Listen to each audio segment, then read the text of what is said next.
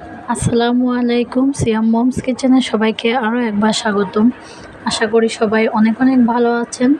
আজ আমি তৈরি করে দেখাবো মোগলাই পরোটা, আর খুবই সহজ আর মজার একটা রেসিপি। আশা করছি আপনাদের অনেক ভালো লাগবে। ভালো লাগলে প্লিজ আমার চ্যানেলে একটা লাইক দিবেন এবং সাবস্ক্রাইব করে চ্যানেলের সাথে থাকবেন। আর ফেসবুক থেকে দেখলে ফলো দিবেন, কমেন্টস করবেন এবং শেয়ার করবেন। প্রথমে আমি এখানে একটা বাটি নিয়ে নিয়েছি। এখন আমি এর মধ্যে দিয়ে দেব 1.5 কাপ ময়দা। এখন দিয়ে দিচ্ছি হাফ চা চামচের থেকে একটু কম লবণ। দিয়ে দিচ্ছি 2 থেকে 3 টেবিল চামচ সয়াবিন তেল। এবার সবগুলো উপকরণ খুব ভালোভাবে হাত দিয়ে মাখিয়ে একসাথে নিব।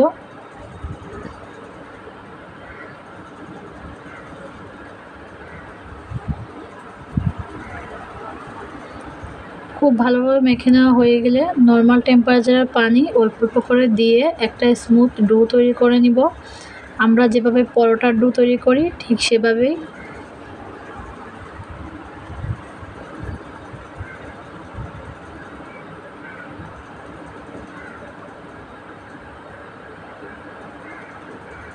চেষ্টা করেছি খুব সহজেই যেন আপনারা তৈরি করতে পারবেন সেভাবেই দেখিয়ে দেওয়ার।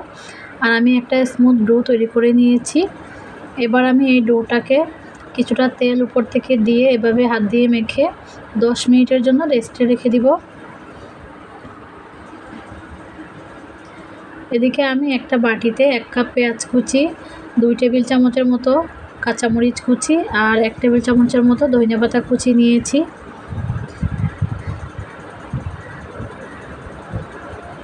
এখন আমি এর মধ্যে স্বাদ মতো লবণ দিয়ে দিচ্ছি আর দিয়ে দিচ্ছি হাফ চা চামচ চাট মশলার গুঁড়ো।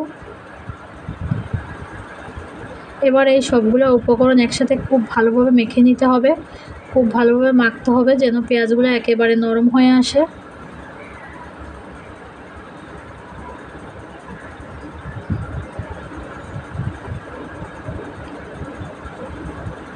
খুব ভালোভাবে মেখে নিয়েছি। এখন আমি এর মধ্যে একটা নর্মাল টেম্পারেচারের ডিম ভেঙে দিয়ে দিয়েছি। দিয়ে আবারও সব কিছু একসাথে মেখে নিব আর একটা সাইডে রেখে দিব। যে ডোটা আমি রেস্টে রেখেছিলাম সেটাকে আমি 2টা লেচি করে নিয়েছি। এবার এখান থেকে একটা লেচি আমি কেটে নিব আর নিয়ে এটাকে আবারও কিছুক্ষণ মথে নিব। এবার আমি কিছুটা ময়দা উপর থেকে ছড়িয়ে দিব, দিয়ে একটা রুটি তৈরি করে নিব।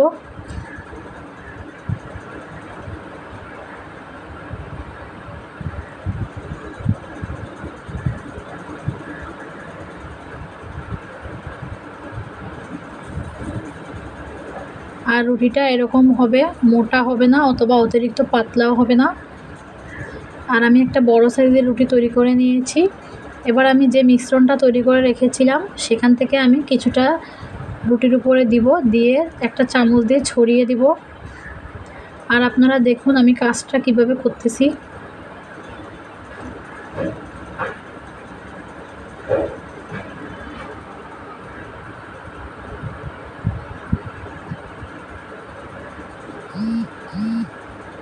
এবার রুটির এক পাশ থেকে আমি এটা ভাঁজ করে দিব।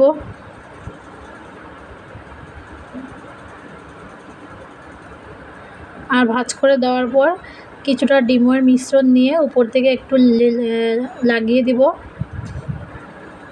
তাতে করে আরেক পাশ যখন ভাঁজ করে দিব এটা খুলে যাবে না।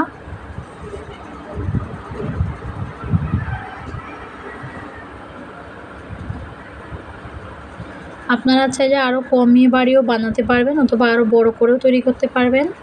আমি মাঝারি সাইজের করে তৈরি করে নিয়েছি। আর একইভাবে আমি চারপাশে এভাবে ডিমের মিশ্রণ লাগিয়ে নিয়েছি আর রুটিটা ভাঁজ করে নিয়েছি। এই তো খুব সুন্দর করে ভাঁজ করা হয়ে গিয়েছে। চুলায় আমি আগের থেকেই একটু বেশি পরিমাণের তেল গরম করতে বসিয়ে দিয়েছিলাম। এবার তেলটা যখন গরম হয়ে যাবে তখন আমি এই তৈরি করে রাখা ডিম পরোটাটা এভাবে হাত দিয়ে ধরে উল্টো করে এটা একটু খেয়াল করে তেলের মধ্যে দিয়ে দিব। আর চুলার আঁচটা মিডিয়াম আর লোয়ের মাঝামাঝি থাকবে। হাই হিটে এটা ভাজতে যাব না, তাহলে বাইরের থেকে ভাজা হয়ে যাবে আর ভিতরের থেকে কাঁচা থেকে যাবে। এবার একটু সময় নিয়ে উল্টিয়ে পাল্টিয়ে আমি এই ডিম পরোটাটাকে ভেজে নিব।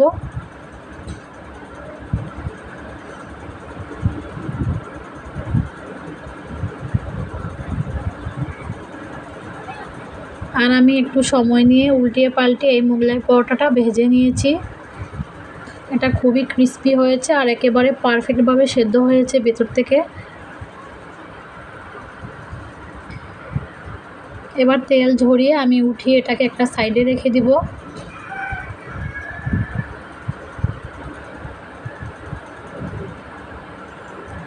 আর একইভাবে আমি বাকি মোগলাই পরোটাও ভেজে নিব।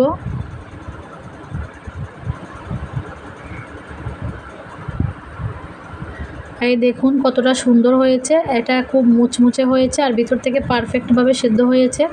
আমি একটা ছুরি দিয়ে কেটে দেখাচ্ছি এটা কতটা সুন্দর হয়েছে। আশা করছি আমার রেসিপিটা আপনাদের অনেক ভালো লাগবে। কমেন্টস করে জানাবেন আমার আজকের রেসিপি আপনাদের কেমন লাগলো। আপনারা অবশ্যই বাসায় ট্রাই করবেন। সবাই অনেক অনেক ভালো থাকবেন। আবারও দেখা হবে নতুন কোনো রেসিপি নিয়ে। আল্লাহ হাফেজ।